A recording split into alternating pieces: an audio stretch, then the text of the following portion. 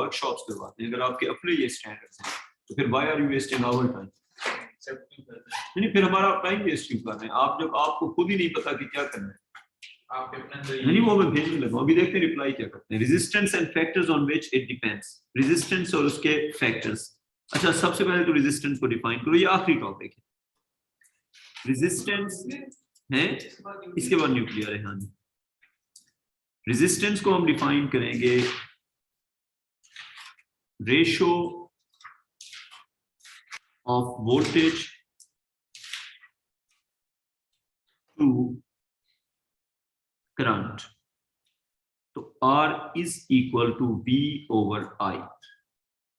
Unit of resistance will be ohm, represented by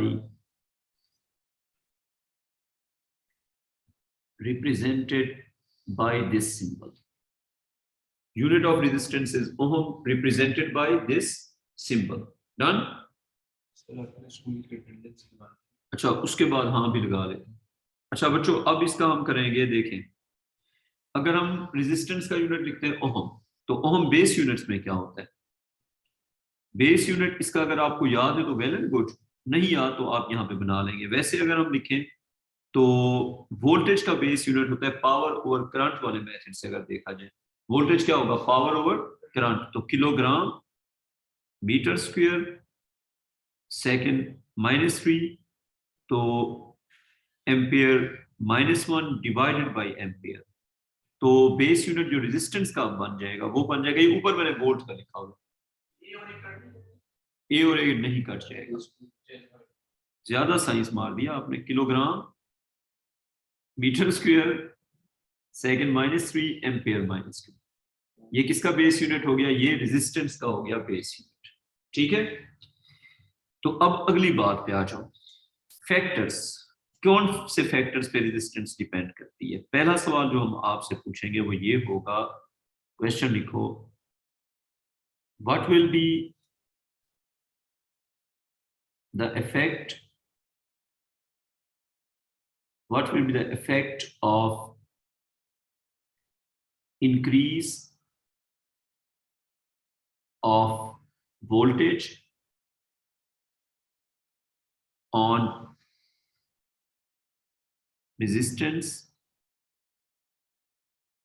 First option, at constant temperature. Second option, conditions are not controlled. Conditions are not controlled, जहां पे लिखा है conditions are not controlled वो होगा generally. Paper में कौन सा लिखोगे, फर्स्ट वाला या सेकंड वाला? सेकंड वाला, वेरी गुड। क्योंकि अगर एग्जामिनर टेम्परेचर को कंट्रोल करने का कहेगा, वो कहेगा कांस्टेंट टेम्परेचर, फिर तो रिस्ट्रिक्ट हो गए, वरना तो जनरल आंसर लिखेंगे ना। तो अब आर के फॉर्मूला के हिसाब से आर किसके इक्वल है? वी ओवर आई के ना। राहिम, क्या लगता है वोल्टेज को बढ़ाने से रेजिस्टेंस पे क्या इफेक्ट होगा? वोल्टेज को बढ़ाने से रेजिस्टेंस पे इफेक्ट आप इंक्रीज कह रहे हैं, increase is the wrong answer. Voltage को बढ़ाने से रेजिस्टेंस पे इफेक्ट हो भी सकता है और नहीं भी हो सकता। जब हम वोल्टेज को बढ़ाएंगे तो उससे करंट बढ़ेगा। करंट किस रेट पे बढ़ेगा? अगर वोल्टेज और करंट सेम रेशो में बढ़ेंगे फिर इफेक्ट नहीं होगा, अगर डिफरेंट रेशो में बढ़ेंगे फिर इफेक्ट होगा। अब सेम रेशो में बढ़ेंगे या डिफरेंट रेशो में बढ़ेंगे वो टेम्परेचर पे डिपेंड करता है। अगर आप टेम्परेचर को मेंटेन करेंगे तो वोल्टेज और करंट सेम रेशो में बढ़ेंगे और रेजिस्टेंस पे किसी तरह का कोई इफेक्ट नहीं होगा। लेकिन अगर आपने टेम्परेचर को कंट्रोल ना किया तो फिर रेजिस्टेंस जो है वो इफेक्ट हो जाएगी। तो अब दो आंसर इसके हो सकते हैं। पहला आंसर लिखो, at constant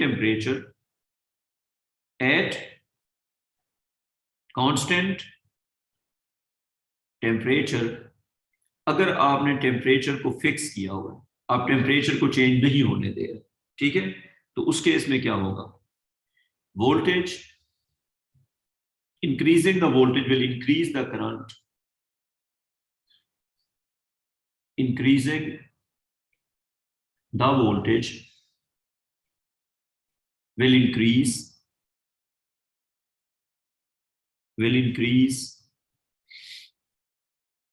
the current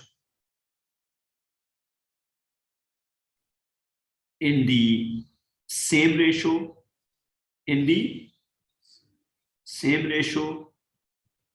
and hence, फिर बताओ R चेंज होगा या नहीं होगा, and hence resistance will be unchanged. तो उस केस में फिर रेजिस्टेंस चेंज नहीं हो सकती, क्योंकि आपने टेम्परेचर को क्या किया हुआ है, मेंटेन किया हुआ है। अब दूसरी बात पे आ जाए, अगर हम टेम्परेचर को ना कम करें ना ज्यादा करें ना कंट्रोल करें, फिर क्या होगा, फिर एक नेचुरल इंपैक्ट होगा, उसमें हमने कुछ कंट्रोल नहीं करना। देखिए number 2, conditions are not controlled. Conditions are not controlled. तो एग्जामिनर अगर कुछ मेंशन ना करे तो नंबर 1 या number 2?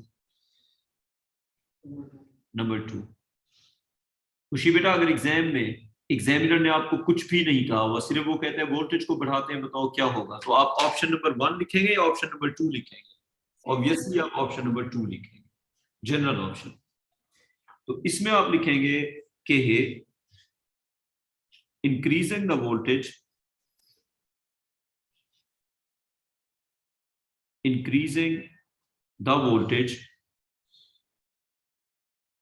will not affect the resistance directly. इसका मतलब है जो इफेक्ट होगा वो वोल्टेज की वजह से डायरेक्ट इफेक्ट नहीं होगा, ठीक है, कोई इनडायरेक्ट इफेक्ट होगा। increase of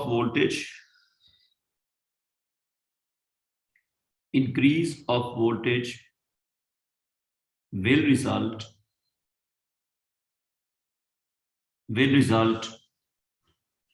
in an increase of current.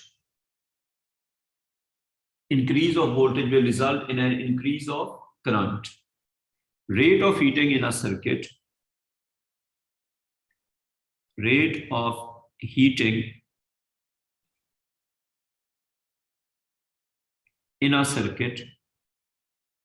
अगर आप इसका फॉर्मूला भी लिख दो, rate of heating in a circuit, अगर आप इसका फॉर्मूला भी लिख दो, I² कैपिटल R। बेटा ये पावर का फॉर्मूला है जो असल में हीटिंग का रेट होता है, ठीक है। तो हीटिंग का जो रेट है वो हम लिखते हैं करंट वाले फॉर्मूले से, I²। तो rate of heating in a circuit depends on the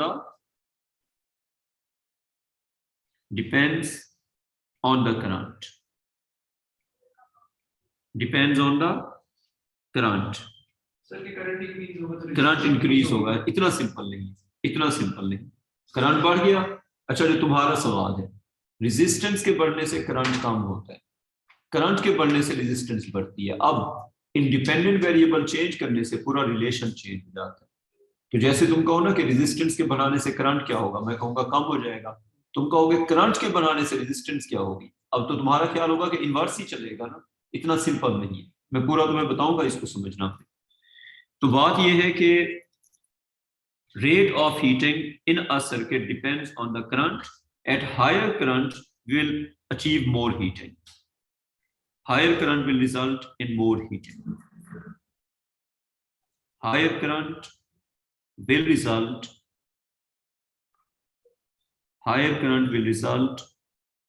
in more heating effect, in faster heating या more heating effect ना। यहाँ पे अगर लिख दिया ना hence more resistance, आपके पूरे नंबर कट जाएंगे, क्योंकि आप अभी टेम्परेचर की बात आपने की ही नहीं है। हीट बनेगी तो टेम्परेचर राइज करेगा या नहीं करेगा, यू आर नॉट श्योर। क्यों? हो सकता है हीट बने और सारी हीट सराउंडिंग में चली जाए। हीट तो बन गई, अब वो टेम्परेचर को भी इफेक्ट करे ना, तो टेम्परेचर का जो इफेक्ट है वो जाएगा रेजिस्टेंस में। लेकिन जब हीट ज्यादा होगी तो तब वायर का टेम्परेचर तो उस वक्त इंक्रीज करेगा। It's not compulsory. There's one possibility, that is If you're generating more heat and you have applied some heat sink, for example, आप हीट को बाहर लेके जा रहे हैं, आसान जुबान में बहुत ज्यादा ठंड है, आपने लैंप को ऑन किया, करंट ऑन किया, और ठंड की वजह से जो हीट बन रही है उससे ज्यादा हीट रिलीज हो रही है, फिर बताओ, बात समझ आ गई? आपने एक तार को, बेटा सुन लो ना, आपने एक तार को बिजली लगा दी, ठीक है, करंट का फ्लो स्टार्ट हो गया, अब हीट तो बन रही है, लेकिन वो हीट या तो तार खुद एब्जॉर्ब करेगी या वो तार हीट किसको दे देगी, सराउंडिंग को। अब तार का टेम्परेचर है 50, सराउंडिंग का टेम्परेचर है 25, तो तार में से हीट किस में जाएगी, सराउंडिंग में। तार का टेम्परेचर है 30, वायर का टेम्परेचर है 30, सराउंडिंग का है 60, उल्टा सराउंडिंग से हीट वायर में आएगी। लेकिन अगर ऐसा हो जाए कि वायर का टेम्परेचर है 150 और सराउंडिंग का है 25 और 1 सेकंड में 10 जूल हीट लूज हो रही है और 6 जूल बन रही है, तो जितना बन रही है उससे ज्यादा लूज होना शुरू हो गई है, तो उल्टा ठंडी होना शुरू हो जाएगी। वायर में हीट भी बन रही है और वायर ठंडी भी हो रही है, दो चीजें हो रही है ना, हीट बन भी रही है और हीट सराउंडिंग में लूज भी हो रही है। अब अगर जितनी हीट बनी उतनी लूज हो गई तो टेम्परेचर कांस्टेंट, जितनी हीट बनी उससे ज्यादा लूज हो गई तो टेम्परेचर ड्रॉप हो जाएगा, जितनी हीट बनी उससे कम अगर ड्रॉप हुई तो टेम्परेचर क्या हो जाएगा, इंक्रीज करेगा। और एक और बात, कितनी हीट सराउंडिंग में जाएगी वो डिपेंड करती है टेम्परेचर डिफरेंस पे। जैसे जैसे वायर हीट अप होती जाएगी, टेम्परेचर बढ़ता जाएगा, वैसे वैसे हीट का जो रेट ऑफ लॉस है वो भी बढ़ता जाएगा, यानी कि जो वायर का टेम्परेचर राइज करेगा। मैं अब एक चीज बताता हूँ जिसको एक बार देख लो, वायर का जो टेम्परेचर राइज करेगा, ये ग्राफ अच्छी तरह देखना, जो आपका सवाल था ये उसका आंसर होगा। वायर का जो टेम्परेचर होगा ना वो टाइम के साथ कैसे राइज करेगा। आपने करंट को ऑन किया, शुरू में जो वायर थी उसका टेम्परेचर कम था, सराउंडिंग का भी कम था, तो शुरू में हीट जो बन रही थी उसका कम पार्ट लूज होगा, ज्यादा पार्ट वायर खुद एब्जॉर्ब करेगी, तो यूं जाएगा। वायर का टेम्परेचर शुरू में शार्प रेट पे इंक्रीज कर रहा है, फिर एक जगह पे जाके कांस्टेंट हो गया, उसकी मैं तुम्हें वजह बता देता हूं। शुरू में यूं समझ लो, एक टेबल बनाएंगे तो उससे तुम्हें बात समझ आ जाएगी।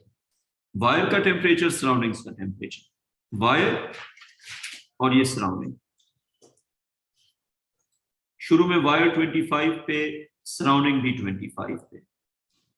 हीट जनरेट कितना हुई, heat generated heat, lost heat, heat जो वायर को मिली। ये क्योंकि मैं आपको समझाने के लिए टेबल बना रहा हूं तो मैं प्रॉपर इसकी हेडिंग्स यूज नहीं कर रहा। अब 25 हीट बनी जी, फर्ज करें उस टाइम पे 200 जूल, कितनी बनी, 200 जूल। अब उस 200 जूल में से लूज 0 हुई, वायर को कितनी मिली, सब की सब वायर को मिली। लूज क्यों नहीं मिली, क्योंकि जो तार का टेम्परेचर था सराउंडिंग का वही हो गया। जब तार को बहुत सारी हीट मिली, तार गर्म हो गई, तो वायर का टेम्परेचर हो गया 30, सराउंडिंग का कितना हो गया 25। अब रेजिस्टेंस इफेक्ट हो जाएगी, फर्ज करें ये मेटल वायर थी, रेजिस्टेंस बढ़ गई, रेजिस्टेंस के बढ़ने से करंट कम हो जाएगा ना, करंट के कम होने से हीट का जनरेशन भी कम हो जाएगा। मैं रिपीट करता हूं, अगर ये मेटल वायर थी तो इसका टेम्परेचर जो ही अप होगा, टेम्परेचर अप होने से रेजिस्टेंस अप होगी, जो ही रेजिस्टेंस अप होगी करंट ड्रॉप होगा। करंट के ड्रॉप होने से फर्ज करें पहले 200 जूल बनी थी, अब बनी 190, ठीक है। अब आगे आ जाओ, अब थोड़ी सी हीट लूज भी हो जाएगी, बताओ क्यों, डिफरेंस डिवेल्प हो गया, डिफरेंस के डिवेल्प होने से फर्ज करो 20 जूल लूज हो गई, अब वायर को कितना मिली, 170। तो हीट जो वायर को मिल रही है वो with the passage of time क्या होती जा रही है, कम होती जा रही है। अब देखो, अब वायर का टेम्परेचर और बढ़ गया, वायर चली गई फर्ज करें 50 पे, लेट्स सपोज वायर किस पे चली गई, कुछ लंबे टाइम के बाद 50 पे चली गई। जब इसका 50 था, सराउंडिंग का तब भी 25। उस टाइम पे, बेटा मेरी आवाज नहीं आ रही, खुशी बेटा, हेलो बच्चों, आ रही है, आ रही है।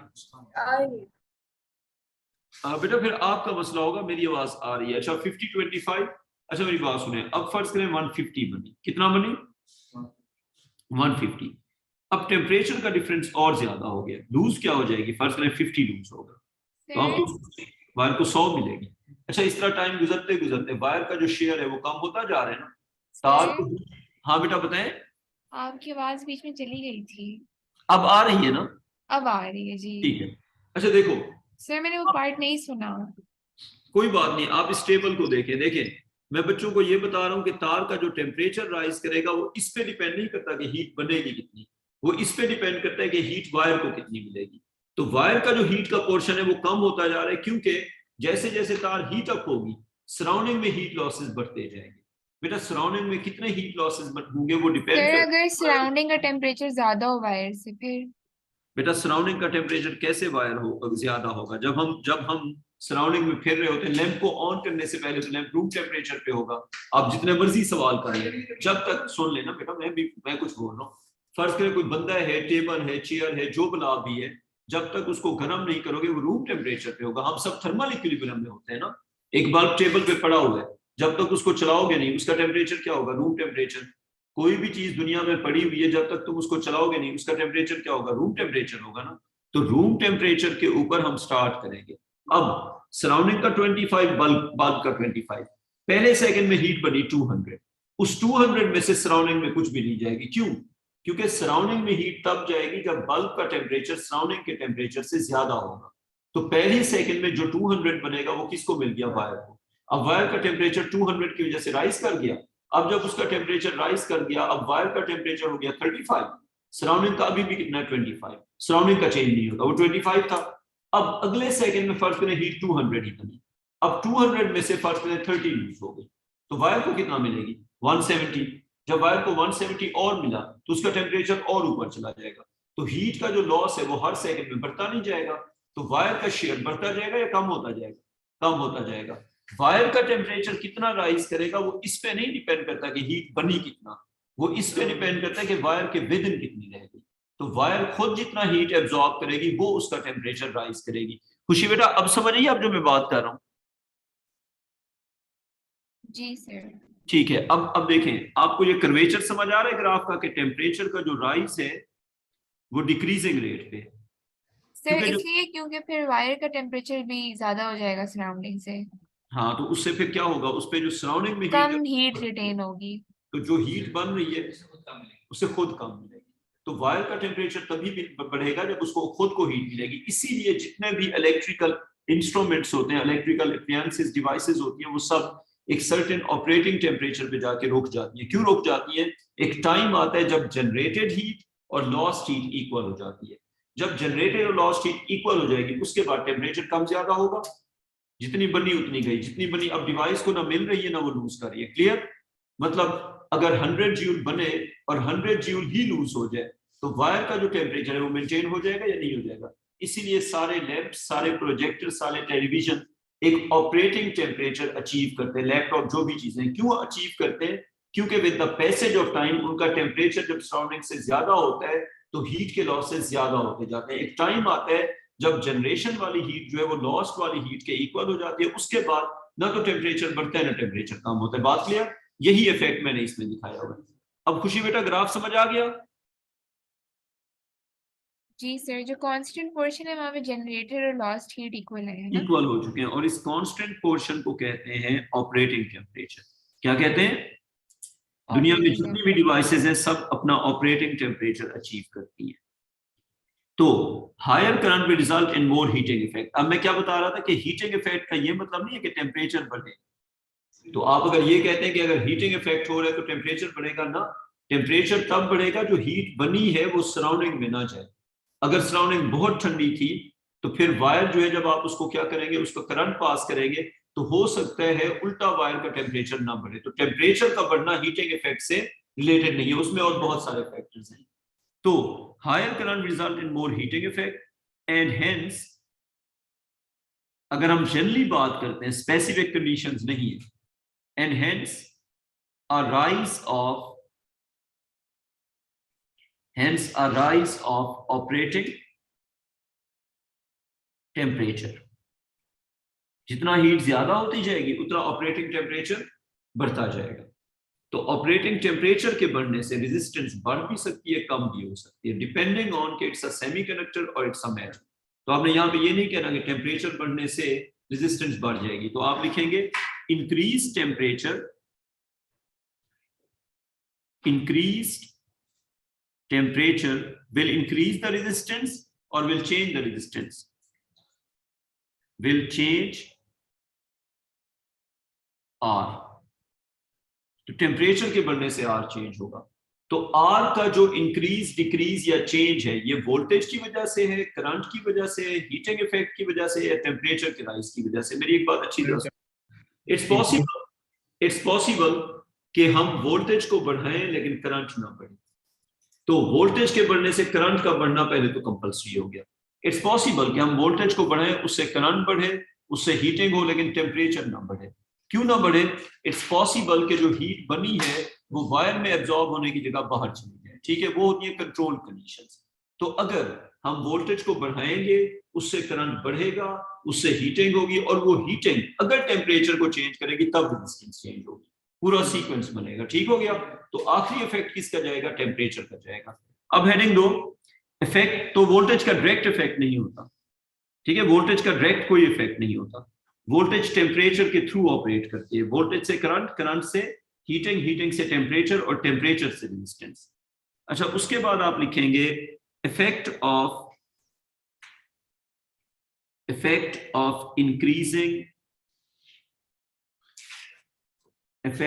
increasing temperature on resistance of metal।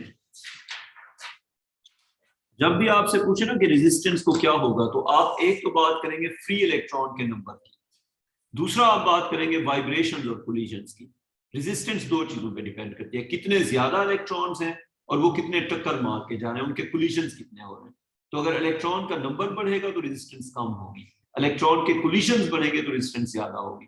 तो रेजिस्टेंस दो फैक्टर्स पे डिपेंड करती है, एक इलेक्ट्रॉन का नंबर पर यूनिट वॉल्यूम, और दूसरा उनके कोलिजन्स। तो कोलिजन भी मैटर करेंगे, नंबर भी मैटर करेगा, लेकिन नंबर ज्यादा मैटर करेगा। समझ आ गई बात? नंबर ज्यादा मैटर करेगा। अगर नंबर बढ़ गया तो फिर कोलिजन्स को इग्नोर करेंगे, अगर नंबर ना बढ़ा तो फिर कोलिजन्स पे फोकस करेंगे। तो मेटल के केस में स्मॉलर एन की बात करेंगे सबसे पहले। स्मॉलर एन क्या होता है? नंबर ऑफ फ्री इलेक्ट्रॉन्स, हाँ, number of free charge carriers, number of free charge carriers per unit volume। क्या मेटल का टेम्परेचर बढ़ाने से फ्री इलेक्ट्रॉन बढ़ते हैं या कम हो जाते हैं? मेटल का टेम्परेचर बढ़ाने से फ्री इलेक्ट्रॉन बढ़ जाते हैं या कम हो जाते हैं? Quick answer. मेटल का टेम्परेचर बढ़ाने से फ्री इलेक्ट्रॉन पे क्या इफेक्ट होता है? फ्री इलेक्ट्रॉन पे किसी तरह का कोई इफेक्ट नहीं होता। हाँ, सही कह। तो लिखो smaller n is not affected, smaller n is not affected by increasing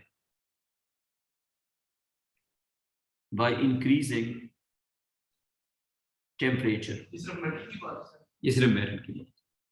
आप टेम्परेचर को बढ़ा दें, उससे स्मॉलर एन पे किसी तरह का कोई इफेक्ट नहीं होता। ठीक है, अगली बात है जो सिर्फ मेटल की बात है। increased temperature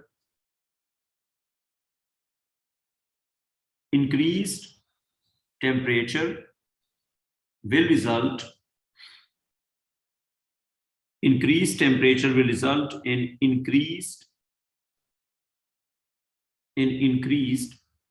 vibrational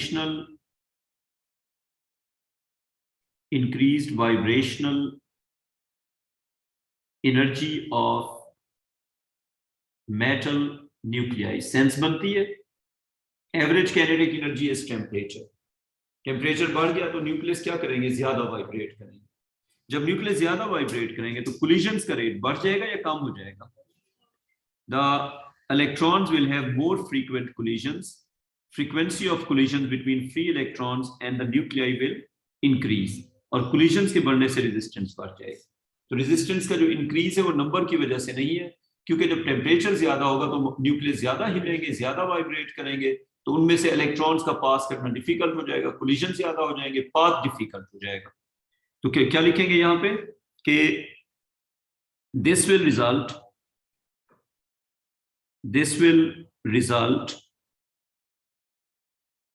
result in an increase in an increase of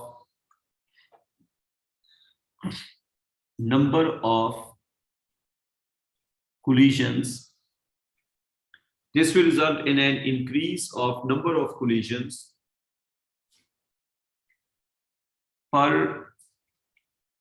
this will result in an increase of number of collisions per unit time. Per unit time, क्या हम इसको frequency of collisions कह सकते हैं? क्या हम इसको frequency of collisions कह सकते हैं या नहीं कह सकते? बिल्कुल कह सकते हैं. This will result in an increase of number of collisions per unit time या frequency of collisions, resulting in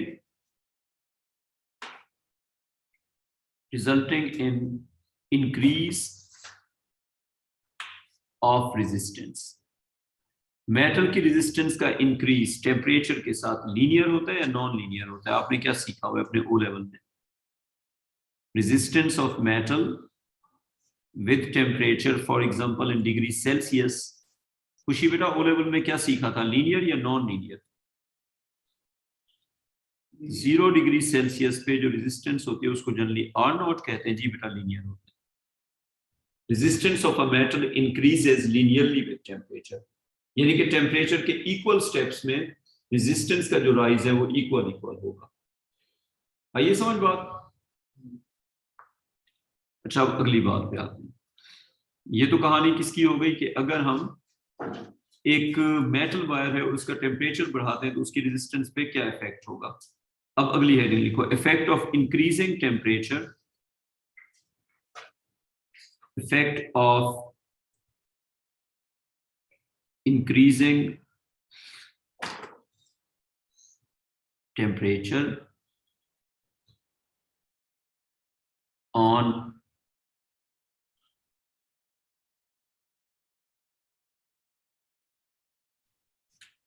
resistance of a semiconductor. Right, तुम वो जो स्केल बनाते थे उसमें रेशो लगाते थे या इक्वल लगाते थे? तो उसने इक्वल क्यों लगा दिया था? हर वक्त हम रेशो ही लगाते थे, हमने कभी क्लास में इक्वल कभी भी नहीं लगाया. वो नहीं, वो एक मिलता है 1/3 मिलेगा. वो जहाँ पे इक्वल लगे वो तो कटेगा. रेशो की जगह इक्वल नहीं, हाँ वो तो मिलेगा, लेकिन रेशो की जगह इक्वल कौन लगा देते हैं? अच्छा, effect of increasing temperature on resistance of a semiconductor. थोड़ा वैसे कैमरेज हार्श हो गया था, मतलब रेशो और इक्वल इतनी बड़ी बात नहीं है, लॉजिकली बड़ी बात बन जाती है, लेकिन फिर भी नंबर दे देने चाहिए थे ओ लेवल का हैं. नहीं, इस तरह नहीं, स्केल बनाना था ना. स्केल में जैसे उसने लिखना था 1 सेंटीमीटर रेशो 10 मीटर, तो उसने लिख दिया 1 centimetre is equal to 10 metre. तो वो इक्वल जहां पे लिखा है, अब जाहिर सी बात है सेंटीमीटर और 10 मीटर इक्वल तो नहीं हो सकते ना.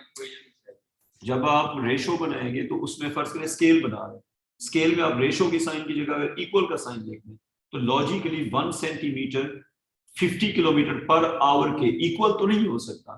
तो वो इक्वल लगाओ तो नंबर कट जाते हैं, ये तो रूल है.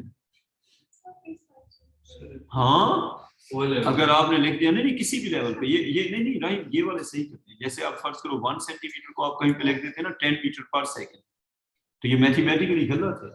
1 सेंटीमीटर इसके इक्वल कैसे हो सकता है? हो ही नहीं सकता. तो ये आप सारे नंबर करते हैं. नहीं, इसके नंबर, इसका नंबर हमेशा कटता है. ये लेट ना करते हैं, लेट मी क्लियर दैट, ये कटा है, ये हमेशा कटा है. जब भी आप ये लिखोगे आपका नंबर कटेगा. मैं कह रहा हूँ जब इक्वल लगाओगे रेशो की जगह पे नंबर कटेगा, बात खत्म. ठीक है, और ये रूल है और ये कटता है. आपका ए आया, बी आया, जो भी आया, ये नंबर कटने के बाद है. जहां पे रेशो में इक्वल लगाओगे बेशक आपका सारा कुछ ठीक है, नंबर कटना इज कंपल्सरी. उसकी वजह 10 सेंटीमीटर या 1 सेंटीमीटर 10 मीटर पर सेकंड के इक्वल हो ही नहीं सकता. तो आपकी इक्वेशन ही गलत हो गई है. हाँ मिलती. अच्छा, effect of increasing temperature on resistance, इसकी तो बैकवर्ड मार्किंग भी है कंफर्म. अच्छा, effect of increasing temperature on resistance of a semiconductor. इसमें पहली बात लिखो resistance of a semiconductor will decrease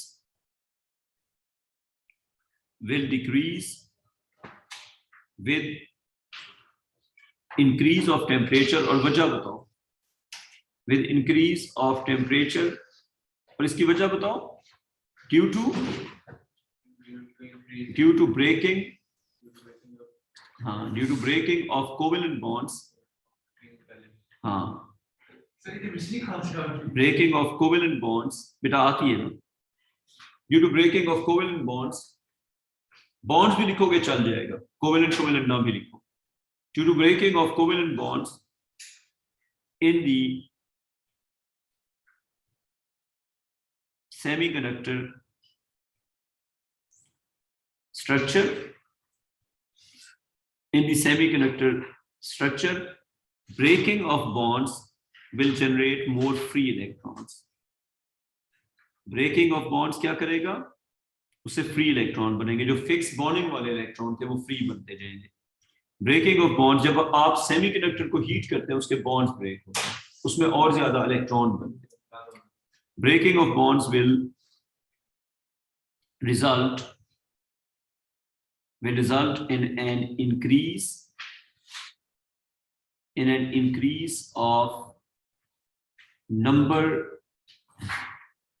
of free electrons that will, conduction को ये बेहतर कर देगा या खराब कर देगा? That will improve the conduction. That will improve the conduction, resulting in a decrease of R. R का टेम्परेचर के साथ ग्राफ फॉर अ सेमीकंडक्टर क्या ग्राफ होगा? ये ग्राफ नॉन लीनियर चेंज होता है. और ये क्यों इस तरह हुआ? टेम्परेचर को बढ़ाने से बॉन्ड ब्रेक हुए, उससे और ज्यादा फ्री इलेक्ट्रॉन बने. और ये हमारा आखिरी टॉपिक चल रहा है, ठीक है? ये इंशाल्लाह कल फिर हमारा कंप्लीट हो जाएगा. कल एक काम करते हैं, कल इलेक्ट्रिसिटी की क्लास ना एक्सटेंड कर देते हैं. जैसे क्लास अगर शुरू होती है 6:45 से, तो हम उसको कल की क्लास को थोड़ा सा एक्सटेंड कर लेते हैं, अगर आप सबके लिए पॉसिबल हो. मैं ग्रुप पे पूछता हूँ, फिर मैं बताता हूँ. मैं अलाउ कर दूंगा. ये मैं अभी 10 मिनट में कर दूंगा. मैं सर एक्सटेंड इस तरह करते हैं कि 6:45 से कर लेंगे, 8:30 तक कर लेते हैं, ठीक है? तो कल खत्म. हाँ बेटा बताओ. सर मैंने एक सवाल पूछना है. जी बेटा आप बताएं. अच्छा सर, देखिए जो इंटेंसिटी होती है वो हमारे पास एम्पलीट्यूड के स्क्वायर के डायरेक्टली प्रोपोर्शनल होती है और डिस्टेंस के स्क्वायर की इनवर्सली प्रोपोर्शनल होती है ना? जी जी बेटा. तो सर अगर उन्होंने हमसे सवाल में इस तरह सिचुएशन दी हुई हो कि मैंने एक पेपर किया था, उसमें था ये कि एक गाड़ी आपके लाइक 2 फिक्स पॉइंट्स से और गाड़ी दूर जा रही है, और उन्होंने एम्पलीट्यूड नहीं बताया हुआ, इंटेंसिटी भी नहीं बताया हुआ, सिर्फ डिस्टेंस बताया हुआ है. तो उसको हम डिस्टेंस वाले रेशियो से करेंगे पहले, फिर उससे इंटेंसिटी निकाल के एम्पलीट्यूड निकालेंगे. सवाल पूरा हो गया? जी सर, इस तरह किया है मैंने. सवाल मैंने कहा पूरा हो गया ताकि मैं जवाब दूं. जी सर. ठीक है. अच्छा, दोनों फार्मूले जो है ना वो आपस में लिंक्ड नहीं है. एक फार्मूला है इंस्टेंटेनियस का और एक फार्मूला है, जैसे आप ना दो चीजों को मिक्स कर रहे हैं. आपने मेरी बात अच्छी तरह सुनी है. जो एम्पलीट्यूड वाला फार्मूला है ना, वो लगता है जब आप दो चीजों को एक जगह पे कर रही है कंपेयर. फर्ज करें एक वेव है ये वाली और एक है बड़े एम्पलीट्यूड की वेव, ठीक है? अब एक्चुअली होता क्या है, डिस्टेंस का जो इफेक्ट होता है वो एम्पलीट्यूड पे जाता है. एक्चुअली इंटेंसिटी को डिस्टेंस इफेक्ट नहीं कर रहा होता है, एम्पलीट्यूड इफेक्ट कर रहा होता है. बेसिकली आप ये कह रही है कि ये दो रिलेशन है, ये दो रिलेशन नहीं है. अब मैं आपको बताता हूँ असल बात क्या है, आपने फोकस करना है और देखनी है बात. एक्चुअली ये होता है कि जब वेव ट्रेवल करती है, मेरे जो नोट्स है ना उसके फर्स्ट पेज पे ये मैंने ड्राइंग बनाई हुई है. ये इस तरह से है कि जब आप दूर जाते जाएंगे ना तो वेव छोटी होती जाएगी. ऐसे है या नहीं है? तो एक्चुअली डिस्टेंस एम्पलीट्यूड को इफेक्ट करेगा और एम्पलीट्यूड का ही इफेक्ट किस पे जाएगा? इंटेंसिटी पे. इन अदर वर्ड्स, जब आप वेव सोर्स से, फर्स्ट करें यहाँ पे एम्पलीट्यूड था A0 और यहाँ पे वेव सोर्स से जो डिस्टेंस था वो D था. वेव सोर्स कहाँ पे था? इस जगह. अब आप देखें सोर्स से डिस्टेंस कितना हो गया? D, और उस जगह पे एम्पलीट्यूड कितना हो गया? फर्ज करें A हो गया. ये बात समझ आ गई आपको बेटा? अब अगली बात पे आ जाए. सोर्स से आप चले गए डिस्टेंस, ये डिस्टेंस हो गया 2. जब डिस्टेंस आपने 2D किया तो एम्पलीट्यूड हो गया A/2. जब आपने डिस्टेंस किया फॉर एग्जांपल यहां से 3D, तो एम्पलीट्यूड हो गया a/3। समझ आ रही है मैं क्या कह रहा हूं? जी सर, आप कह रहे हैं कि असल में एम्पलीट्यूड और डिस्टेंस आपस में इंटरलिंक है। कनेक्टेड है जी, बिल्कुल लेकिन है। सर मेरा सवाल जवाब तो सही आया है और स्टेप्स भी सही तो थे। बेटा मेरी बात सुने, जवाब कैसे सही है? जब आप ए से करेंगी तब भी वही आएगा, डी से करेंगी तब भी वही आएगा, तो गलत कैसे होगा? तो सर मैं यही कह रही हूँ ना, सही मतलब जो मैं कह रही हूँ वो सही है, मैं लेकिन सिर्फ ये जो पूछ आपका रही हूँ। कंफ्यूजन है ना वो ये है, मैं आपको बताता हूँ। आप जब एम्पलीट्यूड और डिस्टेंस को अलग वेरिएबल्स काउंट करेगी, तो फर्स्ट करें अगर एग्जाम में ये कहा हुआ है कि डिस्टेंस 2D पे एम्पलीट्यूड a/2 हो गया, तो आप दोनों का इफेक्ट लगा के उस इंटेंसिटी पे डबल इफेक्ट लगा देंगे। आप समझ आ गई बात? अच्छा जी सर। मैं आपका शुरू से समझ गया हूँ ना, मैं आपका वो तो आपका, मैं आपको वो नहीं बता रहा कि आपने सवाल क्या किया, मैं आपसे कोई और डिस्कशन कर रहा हूँ। देखें, आप ये समझ रही हैं कि ये दोनों इंडिपेंडेंट रिलेशंस हैं, आप यूं सोच रही हैं। अच्छा सर, एम्पलीट्यूड डिस्टेंस को अफेक्ट करता है, फिर वो जाके इंटेंसिटी को अफेक्ट करता है। डिस्टेंस एम्पलीट्यूड को इफेक्ट करता है, वो जाके इंटेंसिटी को इफेक्ट करता है। तो इट्स नॉट सर के ये आप एक सेंटेंस में लिखवा सकते हैं? कि मैं एक सेंटेंस में लिखवा सकता हूँ, ये ड्राइंग सबसे बेहतर है। अगर आप ड्राइंग से दिखा देंगी तो it would be sir better. मैंने ड्राइंग बनाई है, लेकिन बस ठीक एक है, नोट अब लिखना हाँ है। ये देखिए, अब मैं इस पे यूं लिखूंगा इंटेंसिटी। सबसे पहले मैं ये लिखूंगा amplitude will go with 1/d। Amplitude will go with 1/d। For intensity, you will see 1/d का स्क्वायर, और you will apply intensity is equal to amplitude का स्क्वायर। ये बताएं, यस सर। या उससे जाएंगे या उससे जाएंगे। लेकिन एक और मसला आएगा, वो मैं आपको बताता हूँ। आपने अगर ये बात समझ ली है तो फिर एक और बात पे आते हैं। समझ ली ये बात? जी सर। ये सिंगल वेव थी। कभी कभी ऐसा होगा कि दो वेव्स का कंपैरिजन चलेगा। अब ये देखें जरा, एक वेव ऊपर और एक वेव नीचे। अब एक वेव थी जिसका एम्पलीट्यूड शुरू से था ए, एक और वेव थी उसका एम्पलीट्यूड शुरू से ही a/2 था। ठीक है, और ये वेव्स जो है ये एक ही रीजन में चल रही है। यानी कि ऐसा है कि मैं इनको अलग बना रहा हूं, लेकिन ये वेव, ये पॉइंट P है और इसका पॉइंट P उसी वक्त यहाँ पे ये समझ आ रही है मेरी बात? जी तो सर। अब जब ये वेव्स ट्रेवल करेंगी, तो अब डिस्टेंस के साथ, इसका फर्ज करें डिस्टेंस आ गया, लेट्स सपोज सोर्स के साथ चलते हैं।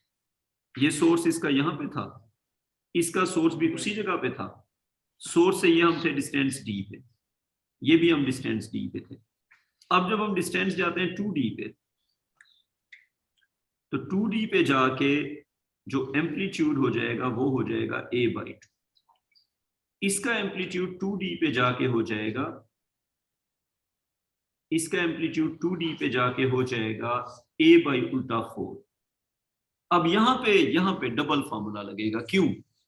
एम्पलीट्यूड तो था ही डिफरेंट, लेकिन जब कंपैरिजन पे जाएंगे तो डिस्टेंस के चेंज होने से एम्पलीट्यूड दोनों का चेंज होता जाएगा। अब समझ आ रही है मेरी बात? जी तो सर। एक पॉसिबिलिटी ये है, बेटा थोड़ा खामोश हो जाओ। अच्छा, अगर हम P को कंपेयर करते हैं P के साथ, तो डिस्टेंस को हम इग्नोर कर देंगे, सिर्फ एम्पलीट्यूड को ही कंपेयर करेंगे। एम्पलीट्यूड का क्या कंपैरिजन बन जाएगा? शुरू से ही डिफरेंट था। ठीक है, तो सिर्फ I is proportional to a²। अब एक मसला है, अगर आपने इसका P ले लिया और इसका Q ले लिया, तो उस कंपैरिजन में फिर डिस्टेंस और एम्पलीट्यूड दोनों का इफेक्ट आ जाएगा। मेरी बात समझ आ रही है? जी सर। तब भी इफेक्ट कौन कर रहा है? एम्पलीट्यूड। क्योंकि एम्पलीट्यूड भी बदल रहा है, डिस्टेंस भी बदल रहा है। डिस्टेंस भी बदल रहा है, लेकिन हम उस इफेक्ट को लेंगे एम्पलीट्यूड के थ्रू ही। तो एक्चुअली हमें यूं लिखना चाहिए कि A is proportional to 1/d and intensity is proportional to amplitude का square, since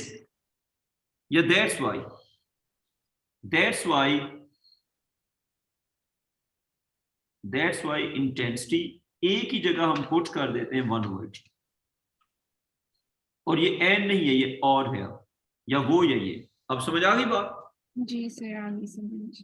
ठीक है, अब कोई कंफ्यूजन तो नहीं है ना? नहीं सर, बस बेसिकली एम्पलीट्यूड इनवर्स है डिस्टेंस के, और इंटेंसिटी एम्पलीट्यूड के स्क्वायर के, और एम्पलीट्यूड की जगह हम वो 1/d डाल देते हैं। हाँ, तो 1/d जब डालते हैं 1/d स्क्वायर बन जाता है, लेकिन ये दो अलग रिलेशन नहीं है। ये तो अच्छा ठीक है। हाँ, बस ये मैं आपको ये समझा, एक ही चीज है। ये एक ठीक ही है। चीज है, बिल्कुल। Thank you sir. नहीं, ये एलजीएस का है। हाँ सिमिलर है लेकिन तुम्हारा नहीं।